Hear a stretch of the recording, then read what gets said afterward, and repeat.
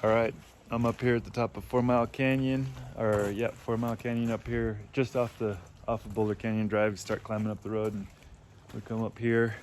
So I'm gonna show you guys around. We're gonna try to dig out a little bit back in there. Pick out some of these rocks here. We're gonna leave this one, this big one.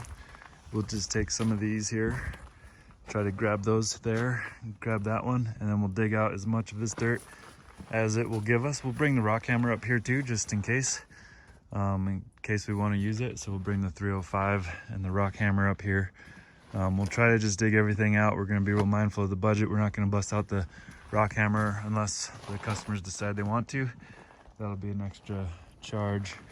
And then they're trying to get some more parking over here. So basically what we're looking at is, I went around and around with them, coming up with different ideas, talk about a retaining wall and this and that and the other. But so what we're actually going to try to do is bring in, 4 to 5 potentially loads of 3/4 inch crushed rock that'll slide down the mountain right there and go basically right down to somewhere in there. Let's see. Right about in there. We want to cut it off, and then it's going to fill all the way in up to here, and then try to give us about 3 to 4, maybe 5 extra feet of parking area if possible. We're going to pull this rock out, that rock, probably leave that rock and leave all that stuff there. We'll set these nice beautiful moss rocks aside over in the driveway over here. Customers are going to deal with all this and remove this for us, or if it's not gone, they said they would gladly just push this into the fill down here.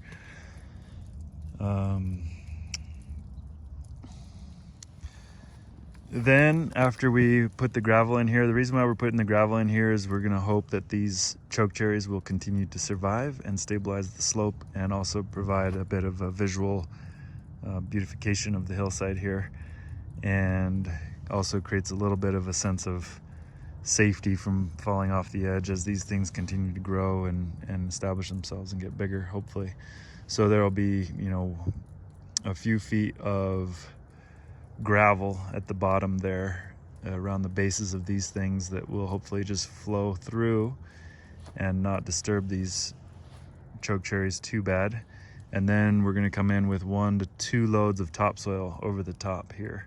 And then we'd like Chris Korber to come in and do some hydro mulching and seeding on this hillside here to see if we can't get some grasses to take. And this is a pretty steep. We're going to have this be maxed out in terms of the stable angle of repose on this hillside here. So we'll probably be pretty close to 45-degree angle coming off here and then capping off here. And then we're going to take whatever rocks that we can harvest from over there, as well as these ones, and we're going to plant them right along the rim. We'll nestle them into the right close to the edge. We'll nestle them into the gravel about 6 to 8 inches, give or take. You want to have basically 1/4 to 1/3 of that rock nestled down in, and then graded right up to it. And then for our cap layer, we'll probably, for the driving surface, we should probably plan on not topsoil. So the topsoil will all be on the slope, and the top layer will basically be gravel. So we'll just leave that as gravel up here on top, and that will all drain and just drain out the hillside and drain into the choke cherries here, and drain into the grasses, and will basically be a good introduction of water into there. And we could actually capture some of this roof water here and send it in, and we could send some of this driveway drainage through here and kind of bring it this way, just ever so subtly. So that's the full project here. So it's a really gorgeous job site overlooking Boulder Canyon. You can see all the way down into the canyon down there off of the porch, this project. So pretty fun. So this is the dozer blade that the customer here said he would consider selling us. So he said he bought this for a few $100, and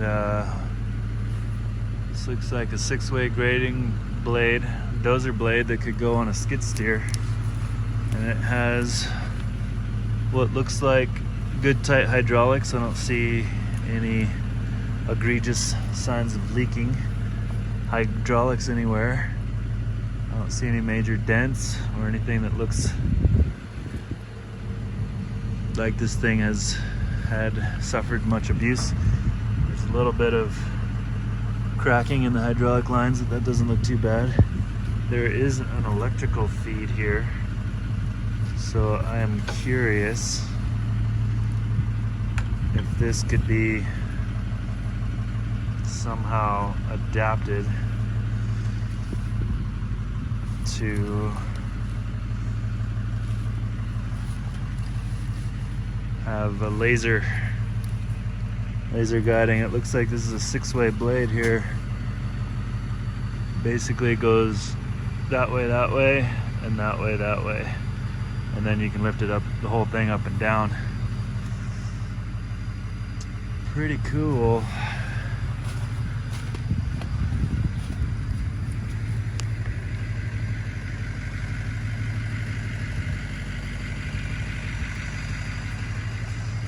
And then this is their skid steer that they're running.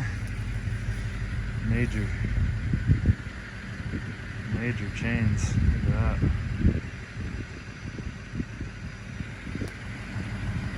This is the plow. This thing's pretty nice.